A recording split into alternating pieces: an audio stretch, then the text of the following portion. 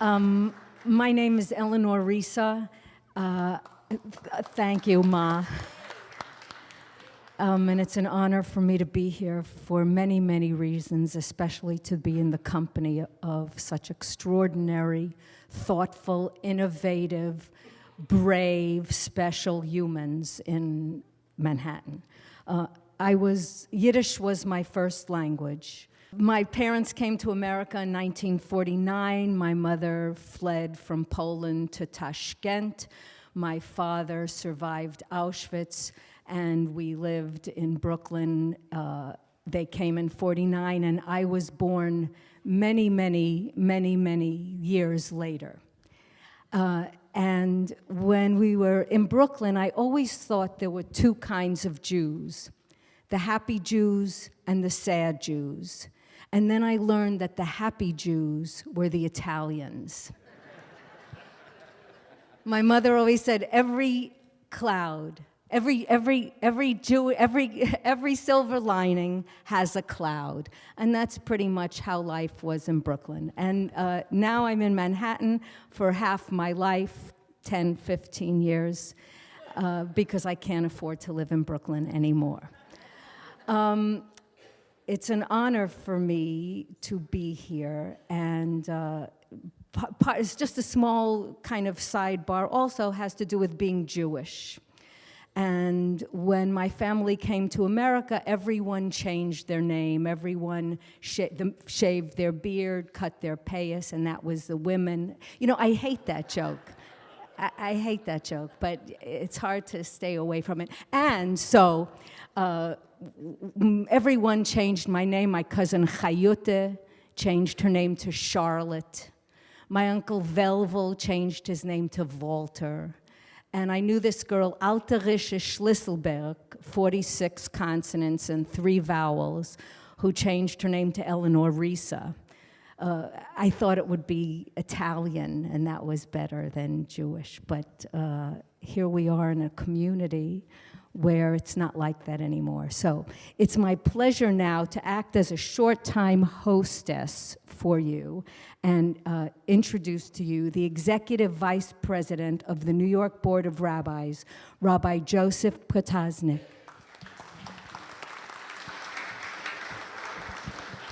Thank you so much. It's always great to be with my favorite weather person, Mr. G. Thank you for being here.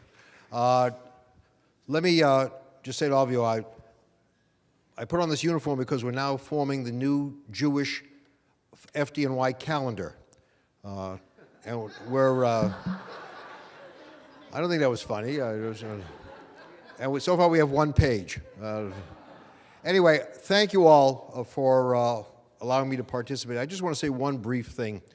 Years ago, when Joe Lieberman was running for vice president, there was an interesting incident that took place in Pittsburgh.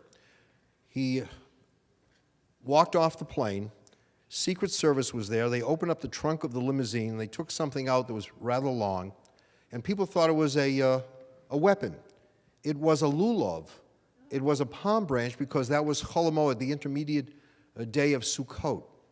And Joe Lieberman, while he was traveling, campaigning, wanted to make sure that he would fulfill that mitzvah of having the lulav during that festival.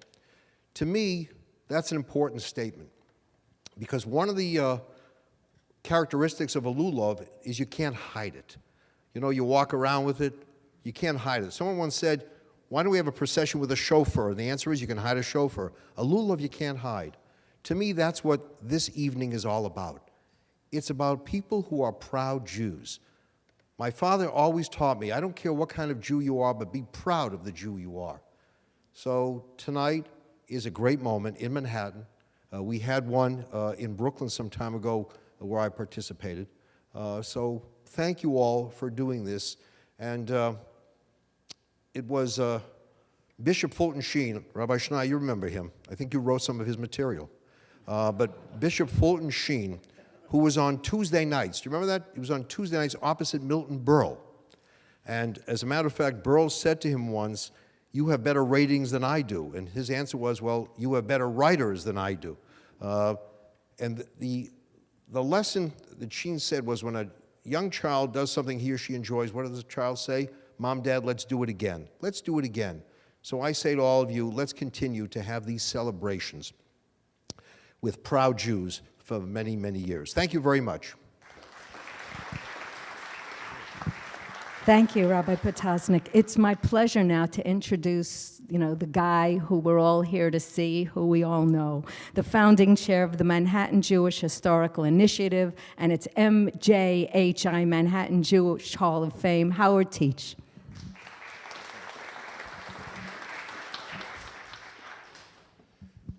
Good evening, everybody. Welcome to MJHI's first inaugural Manhattan Jewish Hall of Fame induction ceremony. The class of 2017, as we call it. See, by this class of Hall of Fame, class of 2017, the extraordinary Jews we have in Manhattan and the vast achievements in their lives. That's the essence of MJHI. People need to know. The New York Jewish community and the New York Jewish experience has been one of the greatest achievements in the history of our people during its entire 5,000-year history. Yes, I would say one of the 5 greatest civilizations of all. And we've all done it, much due to the freedom we have in America, and to the largest extent, it's been hidden. And when I say the world should know, they have not. We are all aware of Israel and proud of it. Yet the New York Jewish community has gotten lost in the story of our times. And so the beginnings of Brooklyn, the Bronx, and Manhattan historical initiatives, which we've done over the last number of years, reaching many thousands of people already throughout the world with our story and locally, and now with these Hall of Fames, individual stories of our greatest leadership and achievers will be recognized. You should know, as an example, in Brooklyn, the metrics show that nearly 100,000 people came to the site last year, locally and throughout the world. That's not insignificant, and we're growing, and we've done it with not a lot of money. But that's true of what we can do in this technological age. We can really reach out a lot. We thank all of you for being here tonight and welcome your active participation in the future. And so, your homework assignment. Don't think you're getting out of this without a homework assignment.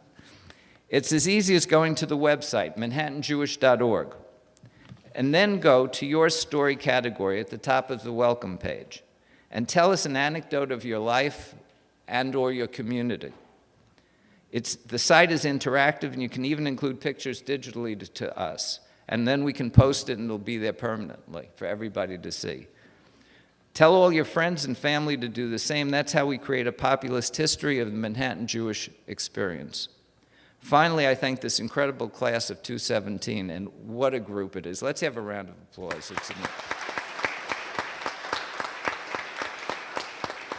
We knew when we were putting together Manhattan that it would be top rate. You couldn't even imagine this. I mean, and to have all of them be here is unbelievable. So thank you all for that. We're very proud of who you are and what you've done, and we look forward to having you involved in the future as well. So thank you. So I'm Linda Rosenthal. I'm an assembly member. I represent the 67th Assembly District, which is the Upper West Side and parts of Hell's Kitchen. And it's exciting to be here with all the incredible inductees for the first MJHI Hall of Fame celebration. Thank you to Howard for his years of selfless work on many, many issues, but especially on this one.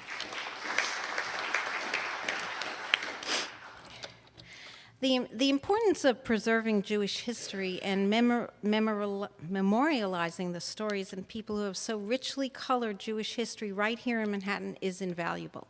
Now, I'm not talking about my apartment, which has all the books that my grandfather, who was a rabbi, accumulated. So it's not that personal memorializing the stories. My mother's side of the family fled Nazi Germany in the late 30s, and they sought refuge on the Upper West Side. My grandfather had been a rabbi in Cologne, and not long after they fled, his synagogue was destroyed.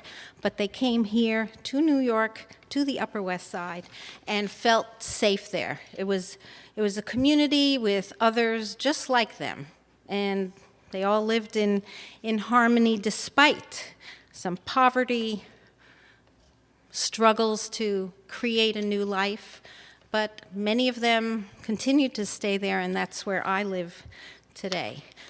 While we feel safe on the Upper West Side, there actually have been hate crimes and anti-Semitic acts on the West Side. The doors of a church in my district were carved with swastikas.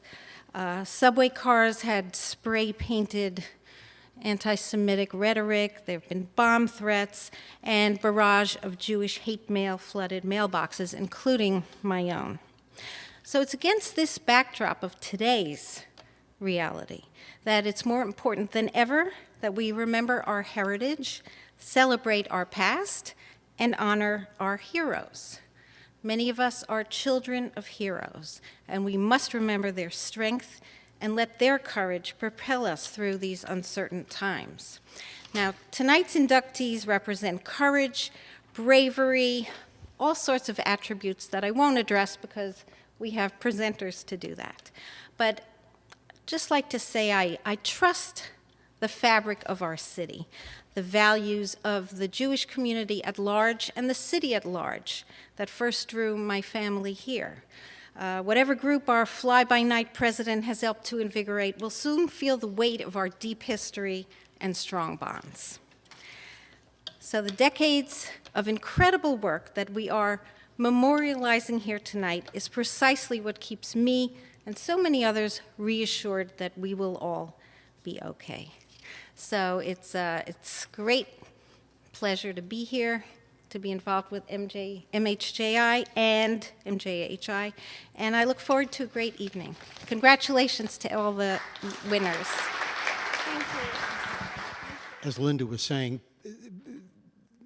we are facing very perilous times as a country, and if you need a deeper understanding of that, I would suggest you read Sinclair Lewis's 1935 novel, It Can't Happen Here, because it's already, the first chapter or two of that book have already started. Part of what will protect this country is strengthening the institutions in this country that speak to our variety of humanist values and heritage, and being organized around those values and heritage. And if that doesn't point you directly to Jewish history, I don't know what does. So this is an important part of Judaism and Jewish history and Manhattan. It's also one of many things that need to be strengthened to protect the very soul of this country. Thank you. I am just in awe of the inductees and all of their stories that they are sharing about our living history of our city, one that we need to capture and preserve to ensure that the full picture of New York City's growth and development is known to generations to come. I am a pretty avid supporter of archives and history, and I think Howard knows the story, Shula does, but I happen to like Mayor Bloomberg. Half the people I know didn't, but I like Mayor Bloomberg. But then he decided to take the municipal archives and stick it in the Department of Citywide Services, and they do like bricks and mortar, they run buildings, they have warehouses. But what in the world would the archives do with the Department of Citywide Administrative Services? We kept them separate.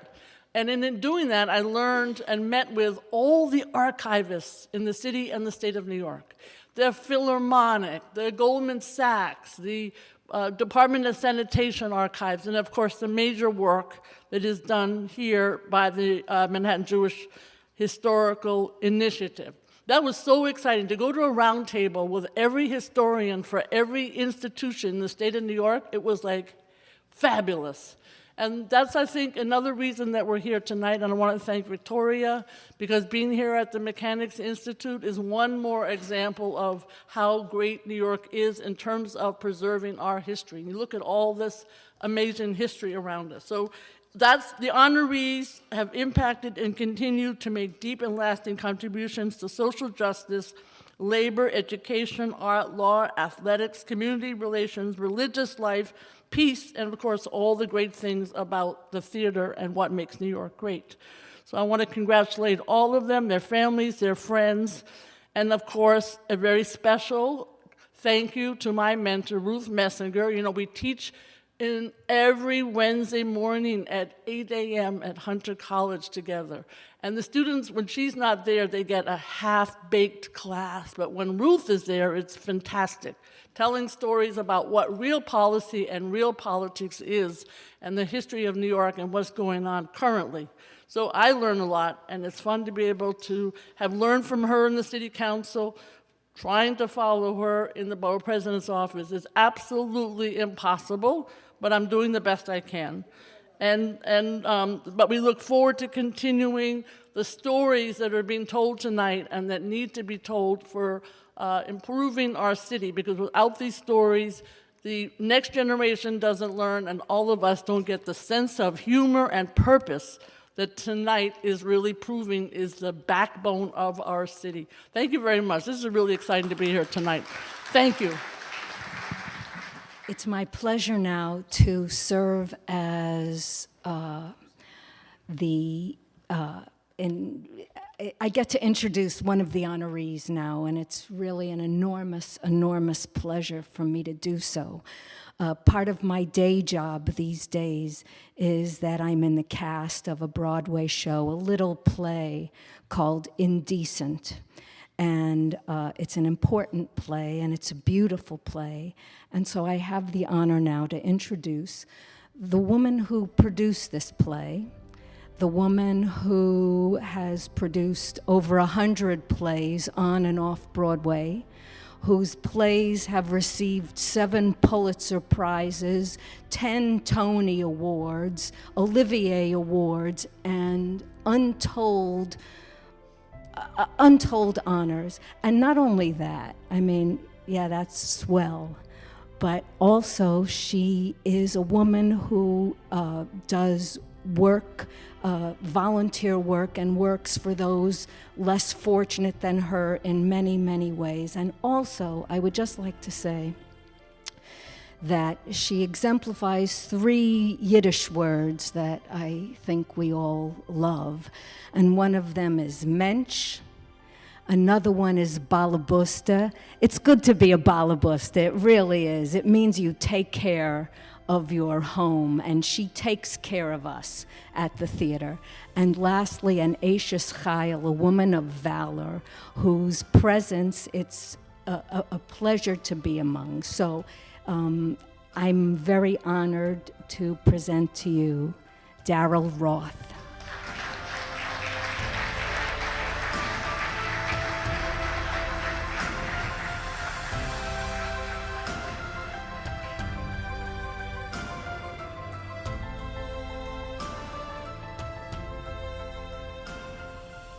Well, thank you all. Thank you, Howard and Eleanor, for those beautiful words. And I am grateful that our lives, where are you? Right behind you.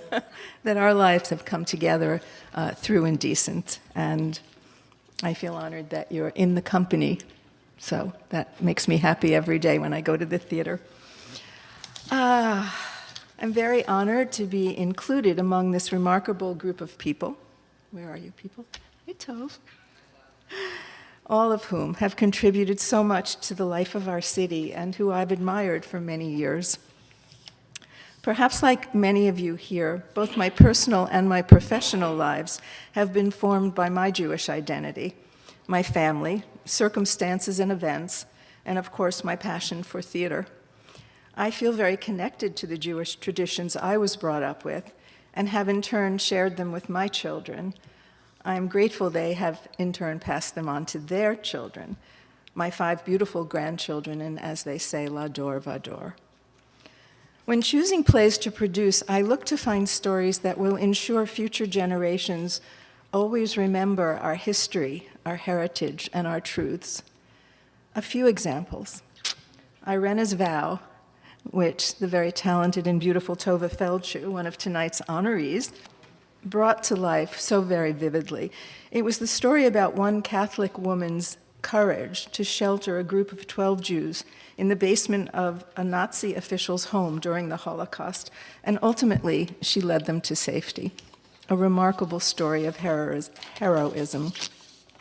Stars of David, a different feeling, a lighthearted song cycle based on Abigail Pogrebin's best-selling novel, celebrating the Jewish identity of some of our most notable public figures, such as Ruth Bader Ginsburg, Edgar Bronfman, Mike Nichols, Gloria Steinem, among many others. Wiesenthal, a powerful one-man show about the inspirational and extraordinary life of Simon Wiesenthal and his dedication to bringing Nazi war criminals to justice. And the play we're referencing tonight that I'm so proud to be currently producing on Broadway, Paula Vogel's Indecent. It follows the incredible journey of a groundbreaking piece of theater by Sholem Asch, God of Vengeance, and the passionate artists who risked their lives and their careers to perform it here on Broadway. It is, at the heart, a celebration of Jewish history, of Jewish culture, and dealing with subjects that are as relevant in 2017 as they were in 1923. Immigration, anti-Semitism, freedom of speech, the freedom to love who you choose, and the transformative power of theater. I urge all of you to come and see it if you haven't, and share a very extraordinary experience, both as a Jewish person, a person who understands how much culture means in this city, and how your life can be changed by a single play. I thank you for making it your mission to ensure that our stories carry on, and I'm very humbled to accept this special acknowledgement and be deemed worthy of inclusion in this very esteemed class of 2017. Thank you so much.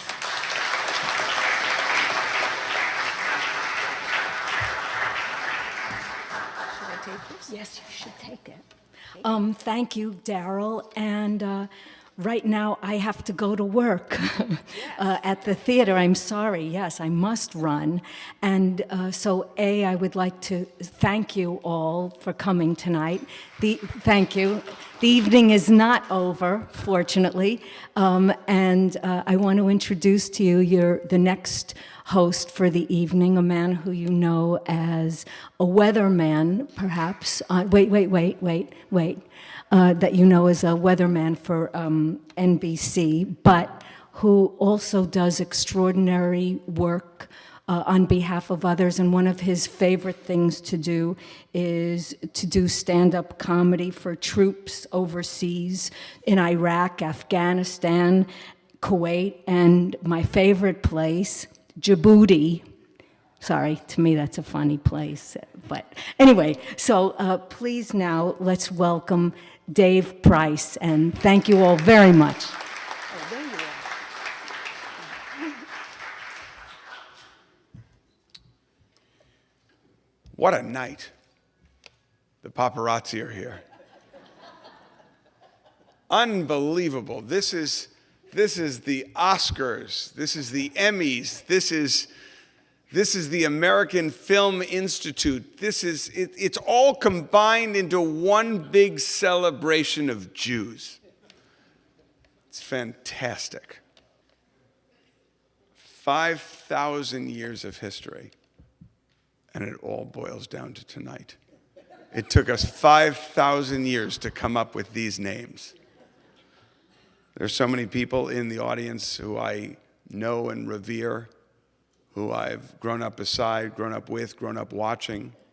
But it makes us particularly proud to be here and celebrate not only your accomplishments, each and every one of you, but there's pride because of your Jewishness as well. 5,000 years of history, it's remarkable. All that we've accomplished as a people. The 10 Commandments, surviving 40 years in the desert, the establishment of the State of Israel, Wallbaums.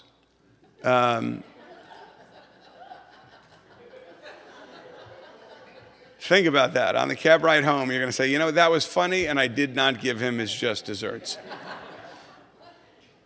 It is really wonderful to be here.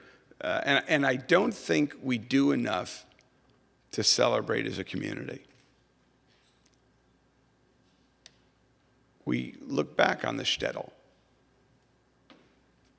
with a sense of bittersweetness.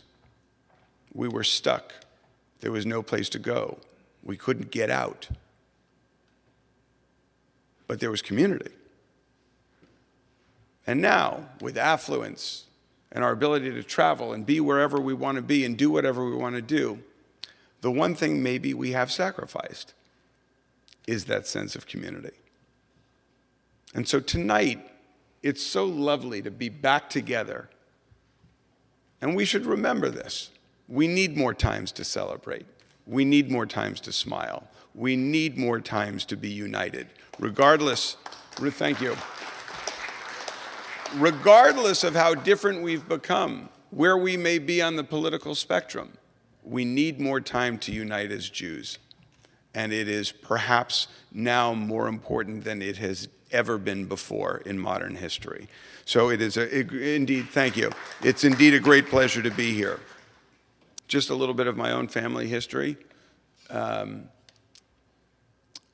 My parents grew up in the shtetl of the Bronx, and then left and went to the Hudson Valley, to the great Jewish center of Poughkeepsie, New York.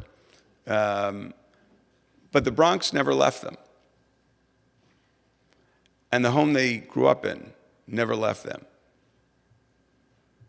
And a Shabbos where we sat together as a family never left them. And as a result, their 4 sons carry on those same traditions. And what's amazing about tonight is this is an esteemed group of people in theater and sports and business and law, etc. But you're being recognized not only for your accomplishments in the field you've chosen and excelled in, but in what you've given back to the Jewish people and how important you are for all the rest of us to look up to and to follow in the example you've set forth for us. So it is a great privilege to honor each and every one of you tonight. So allow me, if I can, to read a little bit about each of our honorees. We begin tonight with Michael Dorf, who is the founder and CEO of City Winery, New York.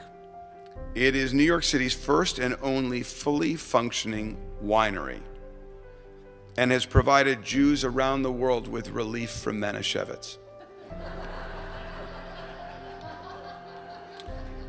It is a winery, it is a restaurant, it is an event space based in Soho with additional city winery venues dotting their way across the US.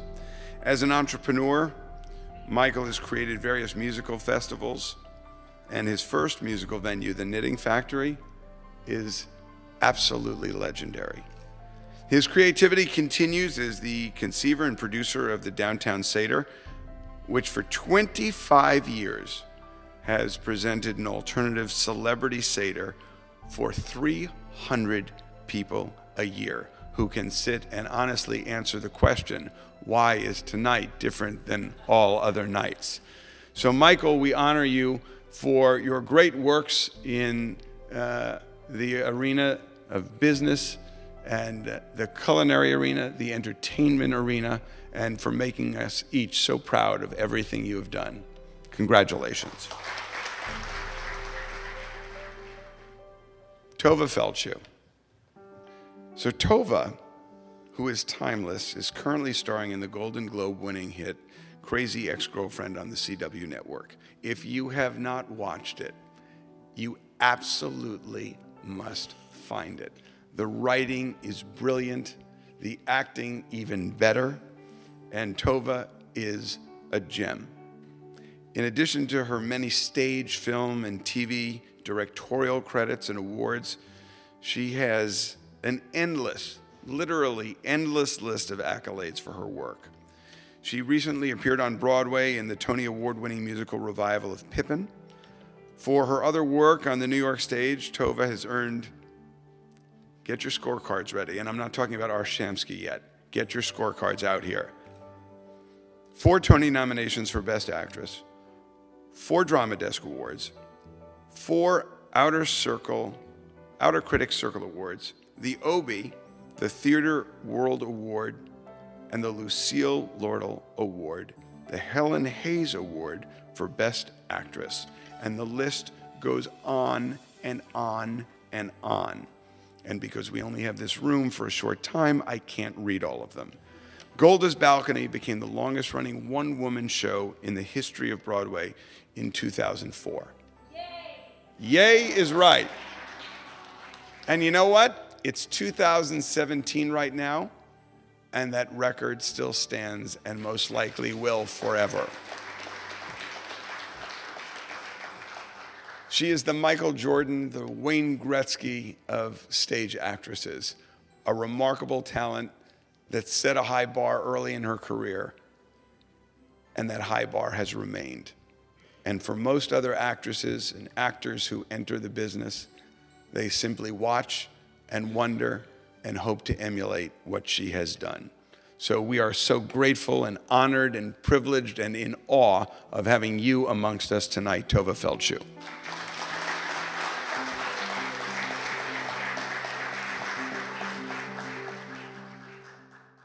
I was thrilled when I heard we were honoring Malovany tonight, and then I reread the script, and it is Cantor Joseph Malovany, a musical genius in his own right. Let me tell you about this remarkable man with an angelic voice. Cantor Joseph Malovany has served as the cantor of the Fifth Avenue Synagogue since 1973. A tenor, he serves as a distinguished professor of liturgical music at Yeshiva University, and he is the only religious Jewish American recipient of Poland's knighthood as a commander of the Legion of Honor.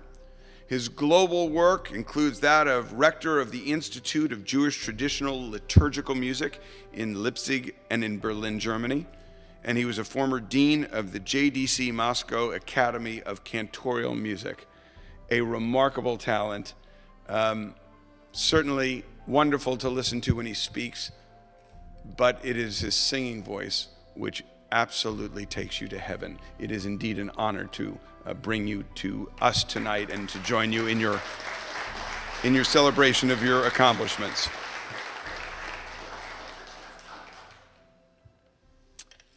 Ruth Messinger, who is the inaugural global ambassador of the American Jewish World Service, which she served as president and CEO from 1998 to July 2016.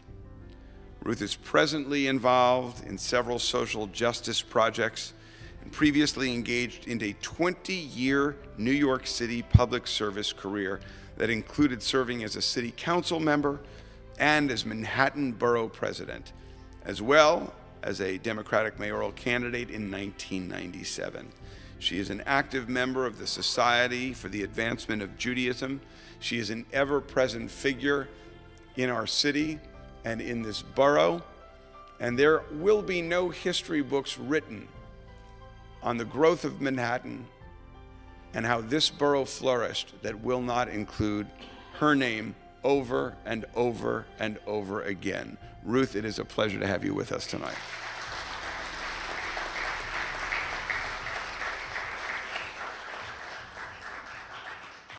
Our next honoree, I am privileged to mention and, of course, go through his CV, but I would be even more fascinated to just ride home with him and talk to him tonight. Michael Mukasey. We are grateful to have you with us tonight. Michael Mukasey served as the 81st Attorney General of the United States of America with distinguished honor from November 2007 to January 2009, where he oversaw the U.S. Justice Department, advised many on critical issues of domestic and international law. He previously served as a district judge in the United States District Court for the Southern District of New York, becoming the chief judge in 2000. And while on the bench, he handled high-profile cases, including the trial of Omar Abdel Rahman and the case of Joseph Padilla. He is a great legal mind. He is someone who has given his life to the service of his country. And over and above all, he proves and has proven over and over and over again, regardless of where you stand on the political spectrum, from the far left to the far right, you can respect good people who work with their minds and work with their hearts, whose only goal is the betterment of the nation they serve. We are so honored to be with you tonight. Thank you so much, sir.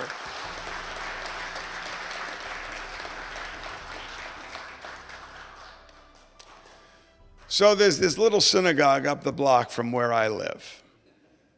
And my local rabbi is a man you may or may not heard of, Rabbi Arthur Schneier, whose name is synonymous with Judaism in New York.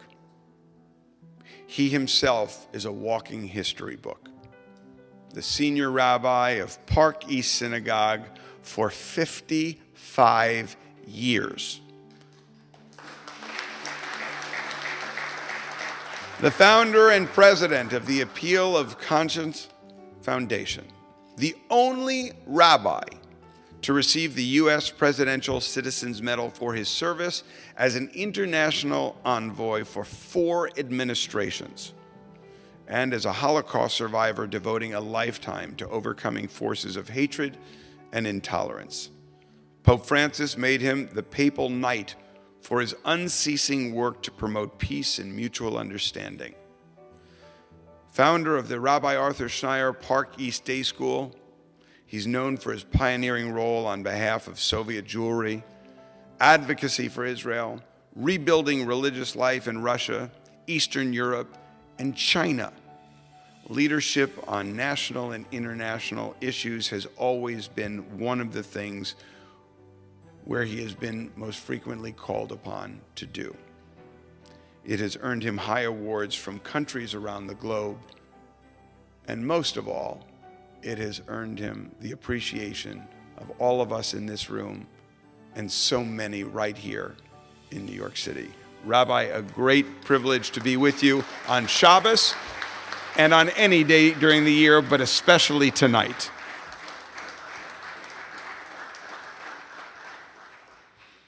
Art Shamsky. Art Shamsky played professional baseball for 13 years, starting his career with the Cincinnati Reds in 1960, but none of it mattered. Nothing mattered before or after he was traded to the New York Mets.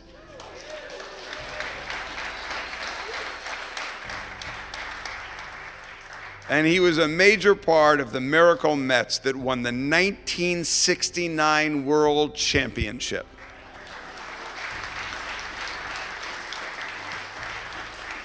He won't tell you the secrets of a minion before each game in the locker room, but that's what did it. Art has since worked as a sports broadcaster, entrepreneur, and he authored The Magnificent Seasons, a book about the New York Jets, Mets, and Knicks. And he managed, of course, the Modine Miracle team in the new professional Israeli baseball league. And if you want to actually hear some interesting stories, ask Art about that experience. Ask him about the birth and growth of baseball in Israel. It is a great privilege to stand by your side, to look back at history, to celebrate all that you have done, and to anticipate all that is yet to be done by you. So good to have you here, Art.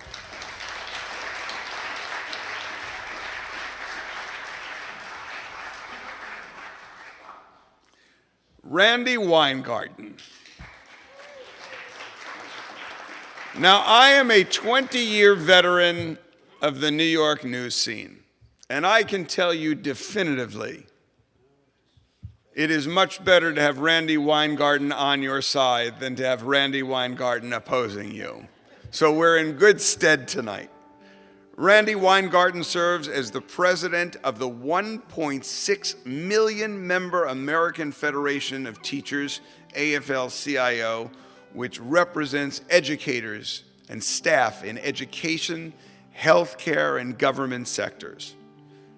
Randy's work has always been dedicated to the same pillars: fairness, democracy, economic opportunity, and high-quality public education, healthcare, and public services for students, their families, and communities. And in a world where we celebrate so many things and reward so much that's a flash in the pan, or in the long term, not that impactful, Randy's goal was to reward and recognize the people who mold and determine what the next generation of citizen will be. And I would urge you, and I tell you myself as a product of public education, who is still in touch with the teachers I had in elementary and high school, these are the miracle workers. These are the heroes.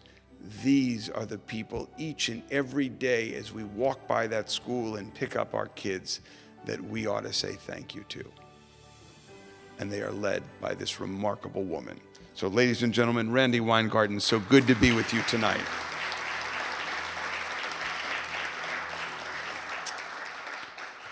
Mort Zuckerman couldn't join us this evening,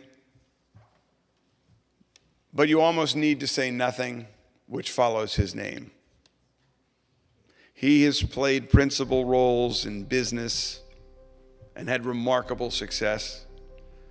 And he's had that same level of success with the input he has provided in the nonprofit world. He's received awards from governments of France and Canada, among others. Mort has served in more leadership roles than anyone can mention.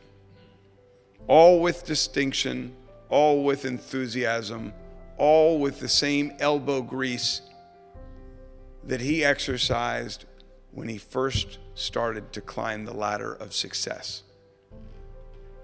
None of that ever left him. He has served on the boards of hospitals, educational institutions, and major organizations, Jewish and non-Jewish, including being past chair of the Conference of Presidents of Major Jewish Organizations. And so tonight, we send our best wishes and we salute him with this recognition. And we thank him for all he has done for so many decades to make our place, our home, our world better each and every day. So we congratulate Mort Zuckerman. And now, if it's okay, and I want to check with our organizers, I'd like to invite each of our speakers, each of our honorees, to say a few words tonight. Well, it's clear why I was invited. These are very distinguished people, and I bring free wine with me wherever I go. So next year, when I'm also here as the class of 18, you know why they keep inviting me. I was asked to give a short anecdote and was trying to think of something that would fit all the boxes: Manhattan, the box of Jewish, the box of a hall, and the box of a fame or famous. And I thought about the first Seder I did outside of downtown, which was at Avery Fisher Hall in 1997. And I do this weird Seder a week before Passover, and actually Dr. Ruth has been there, and Art has been there, and Tovah has been there, and Ruth Messinger has spoken. And I bring people together, and you all take a little part of the Haggadah, and we have a fun time. And that year, 1997, we called it a cyber Seder because we were experimenting a lot 20 years ago with the internet and trying to get the program out to the world. We actually got it sponsored by Microsoft, and it was for 700 people at Avery Fisher Hall. That same year, the UJ Federation, who do such great work and they're brilliant at raising money, had created a new division called the New Media Division, and it invited me to participate. And unable to write a check, I had the idea, well, why don't you guys become the beneficiary of my Seder? You know, it's going to be at Avery Fisher Hall, very distinguished. And then I had this idea, really brilliant, where I'd have 4 levels of tickets. I'd have the Wise Child ticket, which would be a big donation. I had the simple child, the child who didn't know how to ask, all the way down to a $40 ticket, which was the bad child. And the whole thing was a donation for the UJA Federation. Well, the day we were going to go on sale with tickets, which was a little late, about 4 weeks before the Seder, the legal department at the UJA said, you know, we have an issue with the way you're marketing it. This can't really be a benefit. You can't use UJA. You can't accept money on our behalf. And it was a legal issue. John Risque, who was there, sweet man, mensch, was apologetic and said, you know, I'm sorry, we just can't participate. We're happy to take your money, but you can't show us as a beneficiary. And so, being at, you know, we're all Jews and we look at the world in a funny way, everybody bought the bad child ticket because it was not going to be a write-off. And at $40 a head, I was only going to lose about $30 a head across the whole thing because catering is, you know, expensive. Kosher catering, of course. And so it was a bit of a debacle, but the good news was all of a sudden the New York Times wrote a thing on the Seder, and we had gotten then completely sold out of $40 tickets. There were a few simple child $80 tickets sold, but for the most part, everyone went for the cheaper tickets. And we had a rush of the door, and we had to staff it ourselves because it was at the promenade at Avery Fisher Hall. And I used interns as our box office. Most of them were non-Jewish interns, and we had this group of people, just a rush of people coming, and they couldn't hold them back. I'm not going over my 3 minutes, I promise, Howard. And they almost were rushing the stage. Now, the group of people who were coming were mostly 50, 60, 70, and 80-year-old Jews who had seen this article and wanted to participate in the Seder. So I had to go to the front of the group and say, you know, we're really sorry, you know, we can't let you in. And people were going, we must go in, we have to come to the Seder, we read about it, how can you advertise? And we're like, we didn't advertise. It was an article, and you know, it was wonderful, and we're really sorry. You know, next year, you know, please come. And an older woman, she must have been 93, looked at me, and she pulled me aside, and she looked at me in the eyes, and she goes, "You're not even Jewish, are you?" And that's what it's like putting on shows in New York City that have a Jewish component to it. It's quite a challenge. Thank you very much for this. It's just great to be here. I know so many of you, and so many of you came in response to my email, so thank you so much. And Daryl, thank you. Thank you for the jobs, and thank you for your friendship. Thank you for Stella Adler. Thank you for Reina Gut Updike.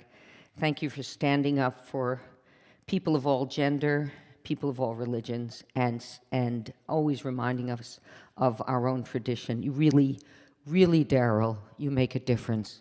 Really do.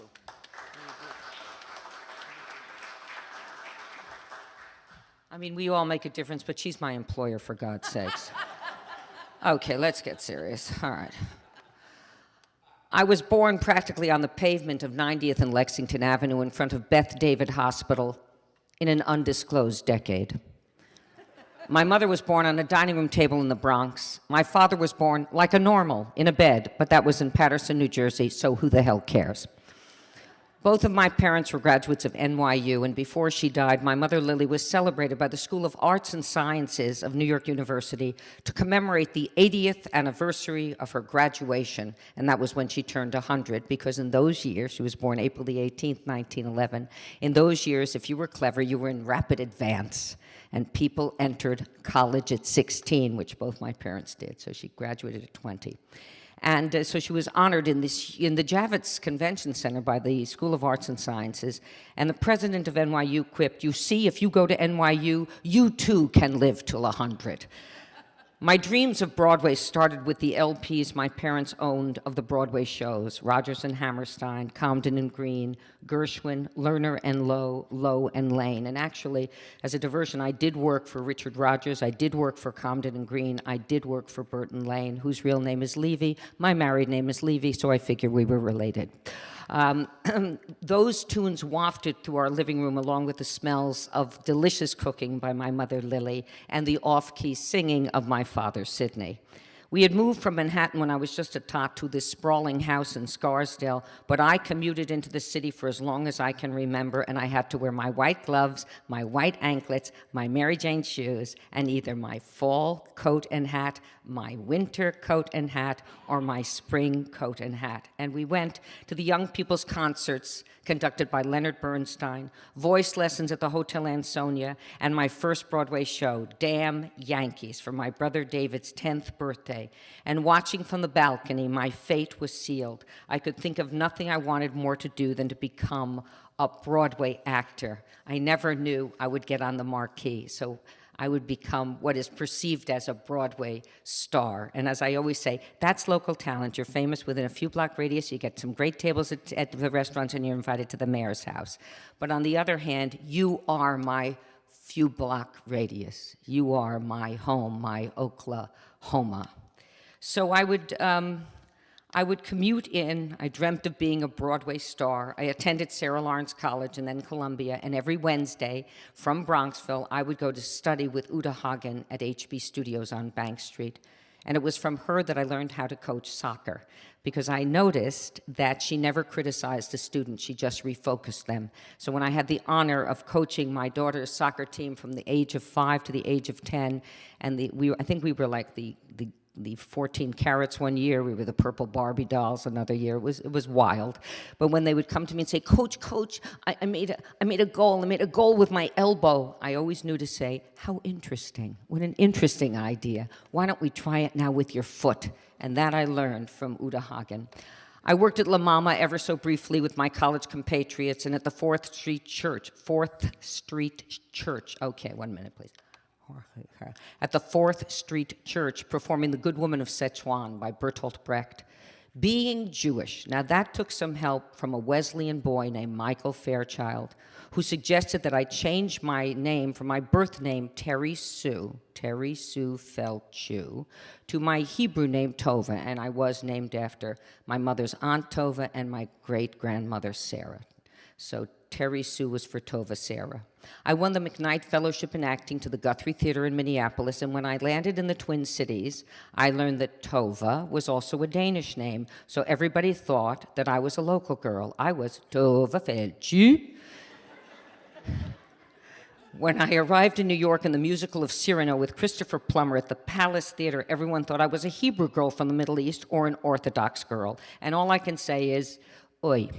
So, but the name Tovah Feldshuh and its perceived value did smooth my path to roles like Yentl, Helena Slomova in Holocaust, Irena Gut Opdyke, Stella Adler, Judy Stein in Kissing Jessica Stein, Lillian Kantrowitz in A Walk on the Moon, Danielle Melnick, Law and Order, Naomi Bunch, which I'm playing now in Crazy Ex-Girlfriend, and the great Golda Meir in Golda's Balcony. So I have so much to be grateful for to this wonderful city, my Oklahoma, my Homa, the place that launched my dreams and helped me realize them. and to this extraordinary borough of Manhattan, where I have had the privilege of living as an American and as an American Jew. Thank you so much. The story is told about that synagogue that was looking for a cantor, and a cantor submitted his application to become the cantor from another synagogue, and he brought a letter of recommendation from the old president. And that president wrote that this cantor can be compared to Moses, to Pavarotti, and to God. The new president looked at the wonderful, gave him a contract, and he says, okay, Shabbat morning, I need you to come and daven, to conduct services. So he came, and the service was a pure disaster. No voice, no musicianship, no knowledge of the prayers, nothing. On Saturday night after Shabbat, the new president calls the old president. He says, what did you do to me? He says, I told you exactly what he is. He said, but it was impossible. He says, no, that's how it is. Look, he's compared to Moses. Moses stuttered and he stutters. Number two, he is compared to Pavarotti. Pavarotti does not know Hebrew and he does not know Hebrew. Number three, he's compared to God. God is not a mensch and he is not a mensch. But seriously speaking, that the tribute to myself tonight, whilst it is personal, I think it is a tribute to the concept for which I stand for. And that is the concept of prayer. I believe in the power of prayer. I believe in the music of prayer. I believe in every motif that makes what we call nusach, that makes that particular way of chanting that prayer. And I've been working on it for many, many, many years.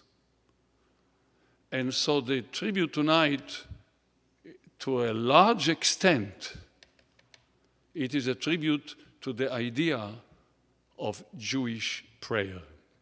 More particularly, Jewish music, the music of the Jewish prayer. I cannot help myself. You know, I was born, actually, from all the honorees, I'm the only one who speaks with an accent here. But, and I never changed it in the 43 years that I've been the cantor of the Fifth Avenue Synagogue. I had no intentions, nor do I have any intentions. But I couldn't help myself. Coming from Israel originally, I served in Johannesburg, in London, and 43 years at the Fifth Avenue Synagogue.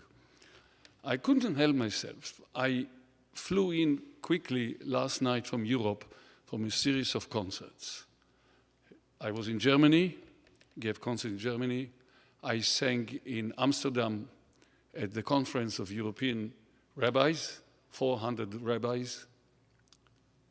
It was Victory Day, and I sang the Psalm 46. So if you want to know what Psalm 46 is, when you go home, please open the Bible and see what Psalm 46 talks about, against wars, against ammunition, and so on and so forth. But I couldn't help it sitting on the plane. Here I visit Europe with all its problems, and there is no shortage of problems. They are not thinking of Jewish Hall of Fame.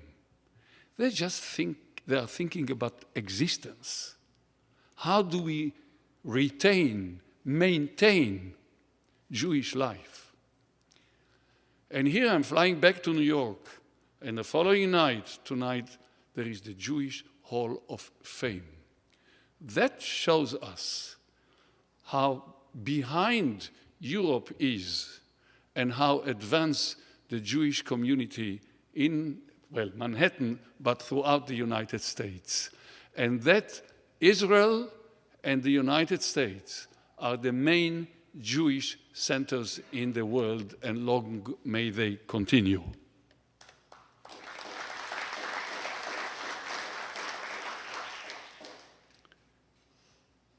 I would like to take this opportunity once again to thank the committee, Howard and others. The Upper East Side of Manhattan is well represented tonight, and that's wonderful.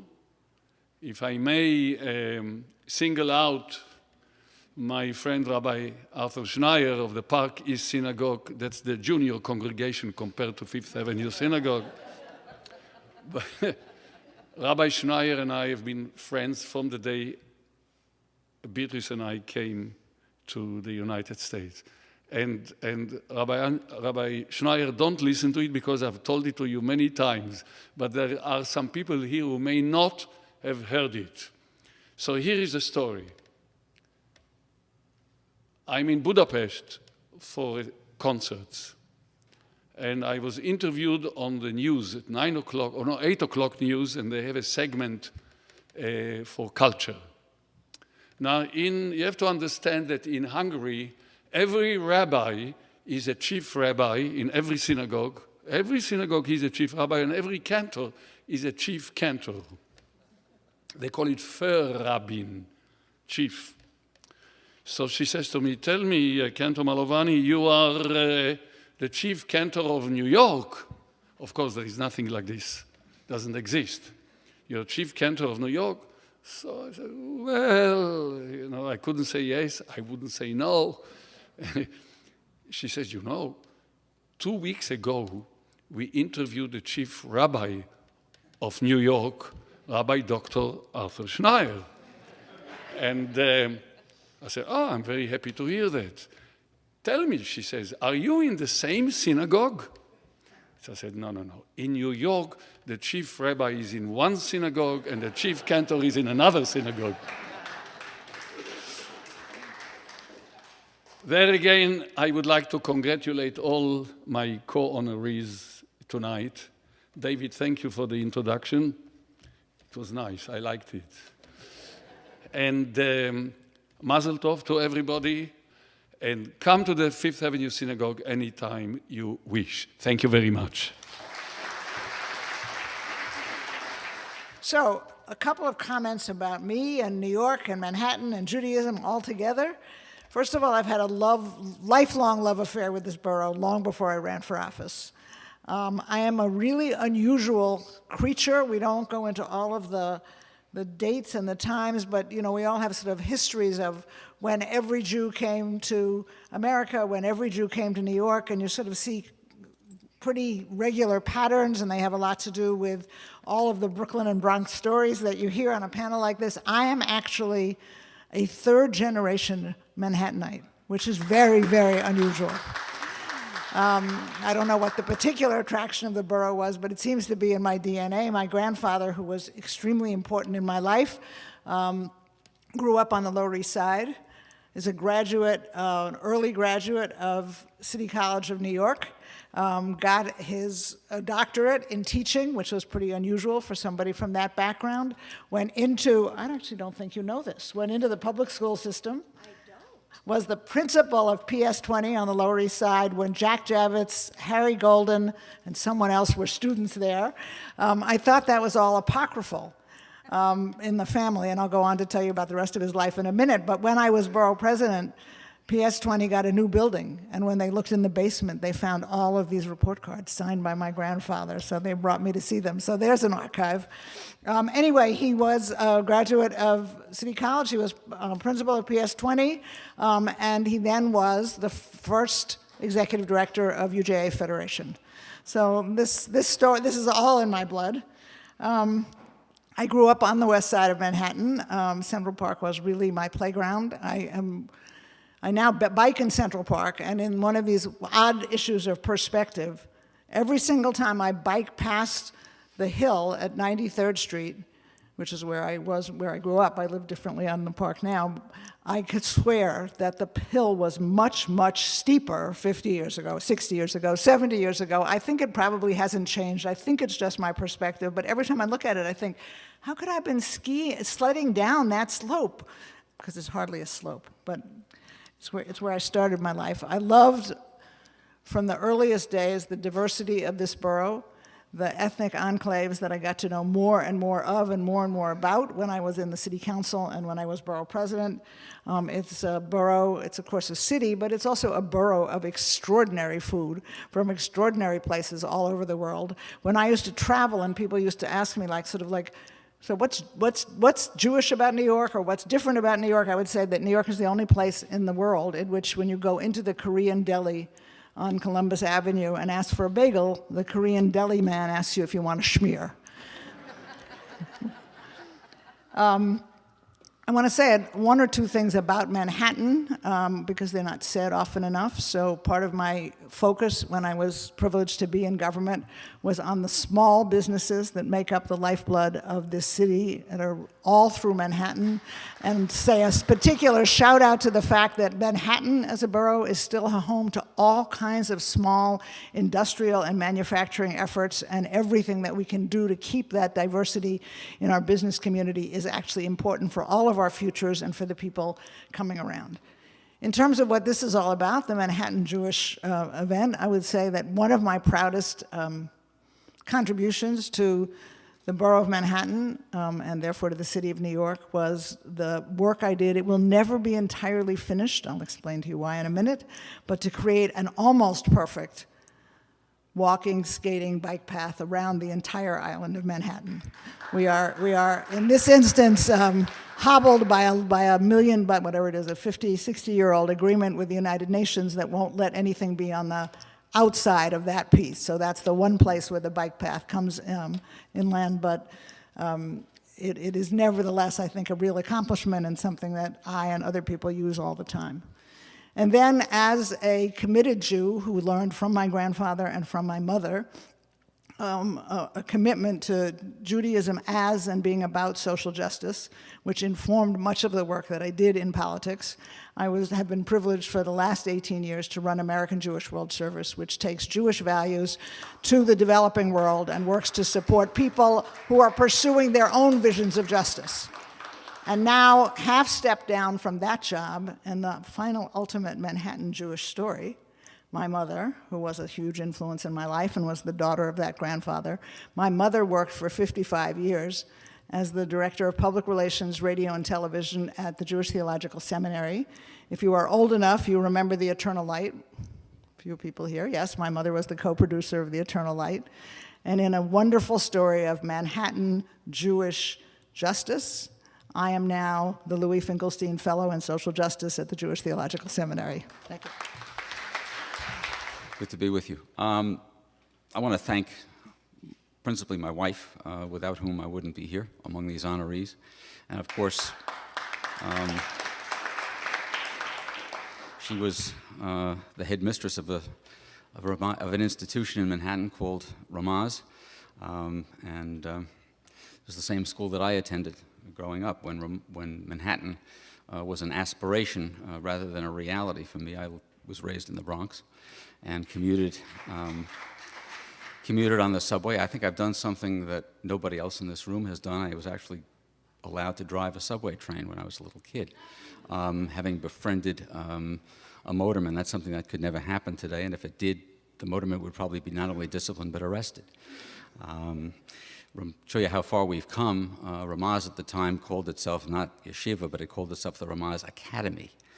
And the students were instructed that the kippah that we wore throughout the day was an indoor garment, that we were not to wear it outside. If we wanted to cover our heads, we were to wear hats, lest we get unwelcome attention from the residents of Yorkville or from those who attended the schools nearby. So we've really come a long way. We've lost some, but we've gained a lot. I think the importance of education was probably driven home to me principally by my father, who came from Belarus, and it was a cold night. We were woken up in the middle of the night because of a fire at some stores next to our house, and we were told we had to evacuate the building. And so we went out. It must have been about 2:30 or 3 in the morning. We're all standing shivering outside on a February night, and of course they put up the police horses, to keep everybody restrained. All of a sudden, my father pushed one of them aside, ran back into the building, and I couldn't understand why he'd done anything that lawless. He came out carrying my school books and my sister's school books, because whatever happened, we were going to go to school the next day. And that made the point for me, and it has ever since. So thank you to MJHI, thank you to Manhattan. Good to be with you. Now, it's a very emotional evening for me, because 70 years ago, on May 8th, 1947, I landed in New York City. Marine Marlin carried troops through the war. And I will never forget, as we approached the port of New York, we all rushed to the deck. The excitement of seeing the Statue of Liberty. You know, having survived the Holocaust, having seen my synagogue burn, books burning, Torahs shredding, that turned into burning of human beings in Auschwitz.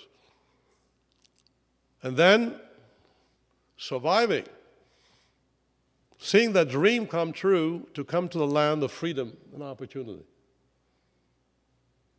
It's an unforgettable experience. But one thing I've learned, don't take freedom for granted.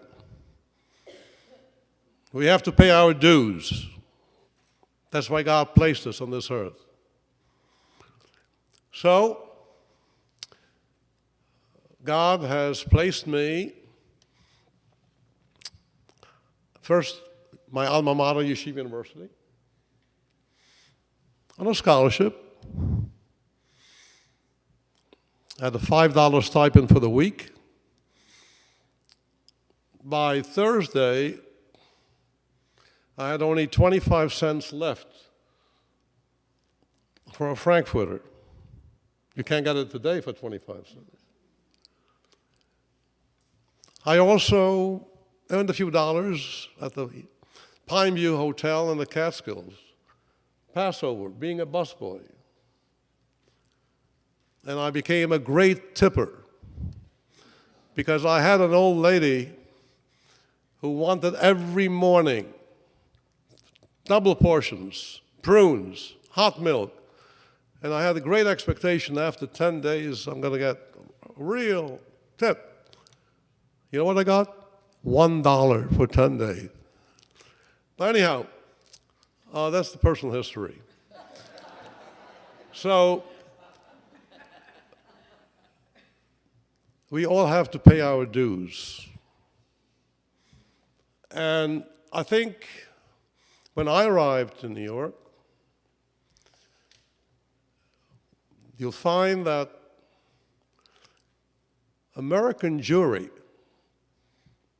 there was no Israel, there was a very weak American Jewry.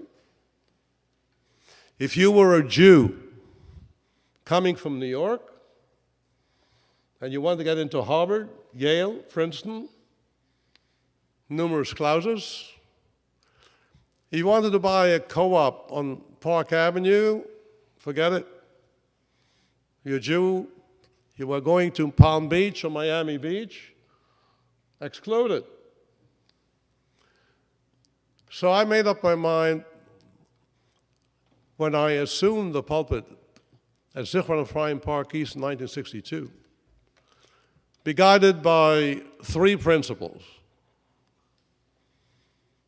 Kol Yisrael Arevin Zelazeh. We are all responsible for one another.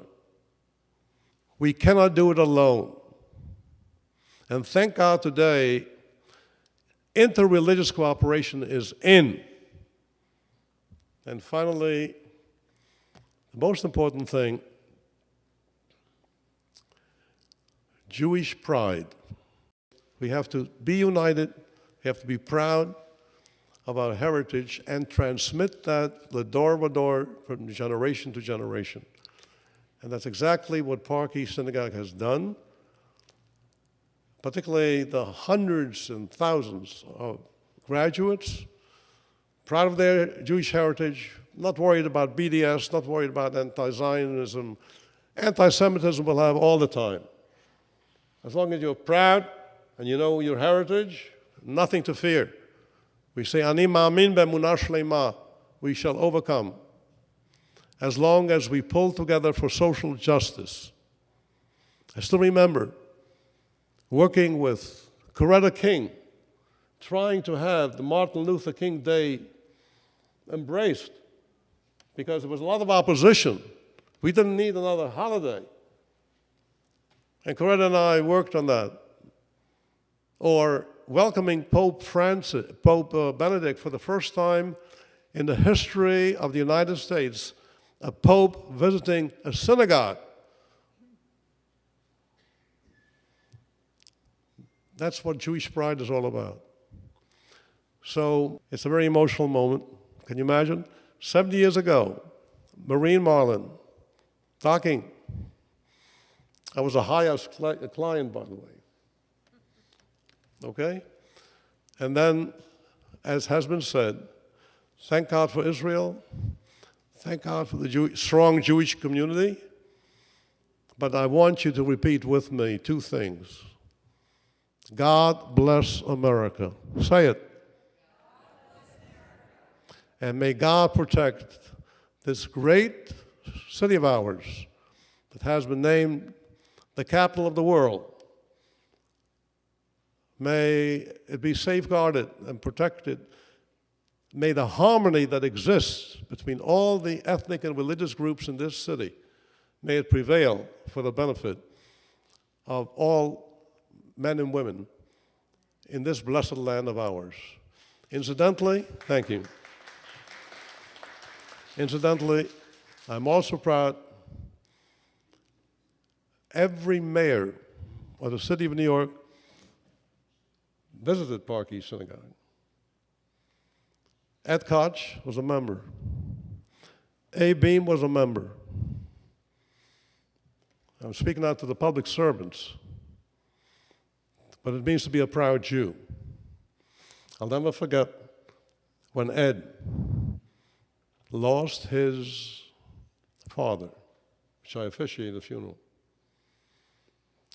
I had Shiva services at Gracie Mansion. At Gracie Mansion, Shiva services. And Ed Koch walked without shoes. Okay? The same thing with Henry Kissinger as a member. He lost his mother, proud Jew. We say in our prayers, Tein kavod le'amecha, give us honor, respect. All of you, my colleagues, each one of you has earned really the respect. And as, again, repeat, Kiddush Hashem, what you have done in every respective field of yours. May you continue to be the elite in this Hall of Fame and beyond. Thank you. God bless you all. Thank you. You know, it's funny how life works in certain ways. Many years ago, actually 1965 to be exact, I was a very young rookie with the Cincinnati Reds. And the one place I didn't ever want to come to was New York. Didn't like the city. It was too big, too noisy, a little scary. Stayed right over here at the Roosevelt Hotel off Madison Avenue, and you know, it just was not my kind of place. And lo and behold, a couple years later, 3 years later to be exact, I was traded to the New York Mets. And in 1968, I lived out in a motel right across the street from LaGuardia Airport. Right as the season was over, I was married with 2 little girls at the time. We decided to move into the city just to try it. And we liked it a little bit. And lo and behold, the next year, 1969, we won the World Series, October 16th, 1969. My life changed. And 48 years later, I'm still living on the east side of Manhattan. Love this place, wouldn't change it for anything. It's been a wonderful ride for me. Speaking in 1969, in September, we were fighting for the pennant, something the Mets obviously were not used to doing. And I had to make a decision. It was a Jewish holiday, Yom Kippur, and I just did not know what to do. We were in Pittsburgh, and I was toying with taking off, not taking off. I was really torn. And I went to talk to my manager, Gale Hodges. Some of you might know that name. A great manager, a tremendous person. And I said to him, Gil, I'm really in a tough situation. I don't know what to do, whatever. And he said, well, you do whatever you think is best for you. And I said, okay, I think I need to take off. I want to take off. He said, okay, well, you do what you think is best. And we were playing the Pittsburgh Pirates in a doubleheader, and I was really in the middle of some turmoil. You know, a lot of times I get questions about how was it being a Jewish kid coming up in the minor leagues, playing the big leagues, and I always tell people I was a baseball player who happened to be Jewish, and it turns out it was great for me to be Jewish and play in the big leagues because I think I've had a little bit of influence with some people. But I'm going to tell you a little funny story about that because people always think that there was some crime was going to happen to you for being Jewish and playing baseball. It didn't happen to me. So this is a little funny story that happened. So anyway, I took off, and we were playing the Pirates in a doubleheader, and I said, please, God, let's split the game. I can deal with that, but let's not lose a doubleheader. And lo and behold, we won both games of the doubleheader, 1-0. I took off in Pittsburgh. And I came to the ballpark the next day really happy we won the doubleheader. And nobody's talking to me. I walk in the clubhouse, nobody says anything, and I'm thinking there's something wrong here. So I walk over to my locker, and I look in my locker, and there's a big sign that says, well, we won 2 games in a row. Why don't you take off the rest of the year? But it turned out, as it turned out, over the years, and I really realized this in the last 15, 20 years, that when I took off for the Jewish holidays that year, that has been passed on from generation to generation. And I'm not saying this from an egotistical standpoint. I'm saying this from a very proud Jew standpoint. Kids who weren't even born know about me doing that, and I've come to realize that how important it was to do that and to be part of history. And I've come to understand that we're here in this life to really kind of influence people in a positive way. And I've hoped over the years that by doing that and by celebrating my Judaism, that I've contributed some way to some youngster thinking positive about being Jewish. And for that, I'm very, very grateful. Thank you very much for honoring me. And again, congratulations to everybody on the panel. You know, this is, when Howard called, I said, what are you, really? Come on. Why would you honor me as a Jew? Look here. There is something, obviously, that binds all of us in terms of our pride of being Jewish. There's also something that binds us, which is our love of Manhattan, which is more and more, as I spend the time around the United States, more and more of an island. A wonderful island, but an island. And it's too late to talk about a lot of values, except to say gratitude and living one's values. Whether it's tzedek tzedek der Dorf, which is a value that seems to guide my life, or those that so many have said. I do want to just say something about gratitude. People often say to me, why are you rushing home on Fridays? Well, rushing home to New York is always a valuable thing to do. But why Fridays? Because I get to, Rabbi, go to another of the great synagogues in New York City, in Manhattan, CBST, because I get the honor in my Jewish life of having a second job, which is that of the Rebbitzin in the synagogue. And I'm honored that my girlfriend and partner, Rabbi Sharon Kleinbaum, is here. Sharon has taught me and so many people gratitude, and I am grateful for that. She will kill me later, but I am grateful for that.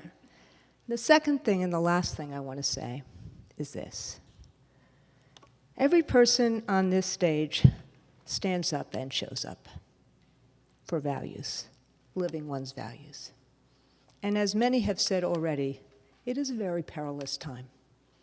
We may or may not be in a constitutional crisis right now. I'll have to ask the judge.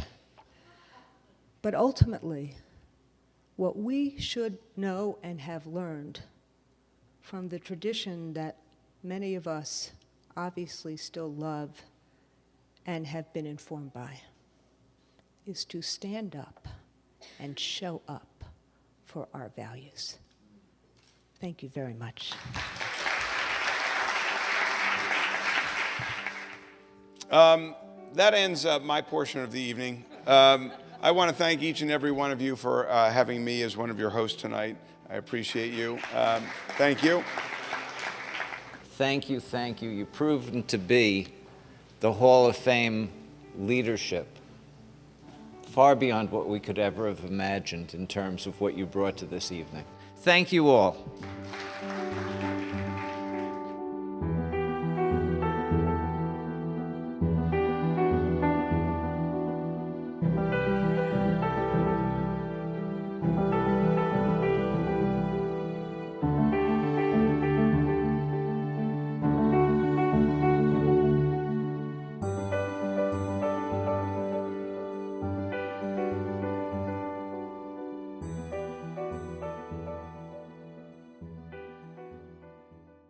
Be pleased to send a complimentary DVD of this program to anyone who wishes to support JBS, the Jewish Broadcasting Service, with a tax-deductible gift of $36, double chai or more, to the nonprofit organization Jewish Education in Media.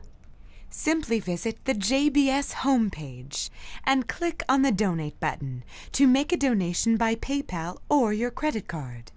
And please indicate the program for which you would like a DVD. Or you can send your tax-deductible check made out to Jem, Post Office Box 180, Riverdale Station, Bronx, New York 10471. And again, please remember to indicate which program you would like to receive with our compliments. And we thank you for your kind support.